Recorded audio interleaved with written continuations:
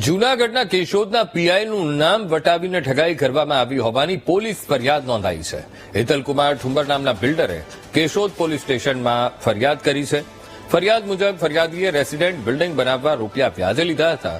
નાણાં ધીરનારે વ્યાજના બદલામાં જામીન તરીકે ફ્લેટ લખાવી લીધા હતા. જોકે બિલ્ડરે મુદ્દલ અને વ્યાજની રકમ ચૂકવણી કર્યા બાદ પણ વ્યાજખોરે ફ્લેટ પરત ન કર્યા.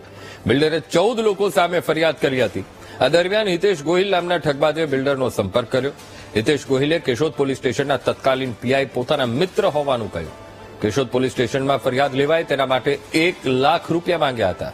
ફરિયાદી હેતલ ઠુંબરે આરોપી હિતેશને 1 લાખ રૂપિયા આપ્યા પણ ખરા અને 1 લાખ રૂપિયા લીધા પછી ઠગબાજ ગોળ ગોળ વાતો કરતો રહ્યો. બિલ્ડરે રકમ પરત માંગતા આરોપીએ ફોન બંધ કરી દીધો. સમગ્ર કેસમાં કેશોદ પોલીસે ફરિયાદના આધારે તપાસ શરૂ કરી છે. તો મેં એને ફોન કર્યો તો ગોળ ગોળ વાતો આમ છે તેમ છે એ થઈ જશે મારે વાત થઈ ગઈ છે એવી ગોળ ગોળ વાતો મને કરી. અંતે જ્યારે મેં એને છેલ્લો ફોન કર્યો કે ભાઈ હવે કાલે બપોરે 12 વાગ્યા સુધીનો સમય છે તો કે એ એબી ગોહિલ સાહેબ મારે વાત થઈ ગઈ છે એ એમનો કોઈ માણસને નગરપાલિકાની નીચે તમને પૈસાનું કવર મૂકી દેશે તમે ત્યાંથી લઈ લેજો. તો છેલ્લે એમણે એને આ સુધી કીધું તો જો ભાઈ જે હોય તે કાલે 12 વાગ્યા સુધીમાં મારું પેમેન્ટ મને ન મળ્યું હું પીઆઈ શ્રી એબી ગોહિલ સાહેબ પાસે સીધો હું ઉઘરાણી કરવા જઈશ મારા પૈસાની.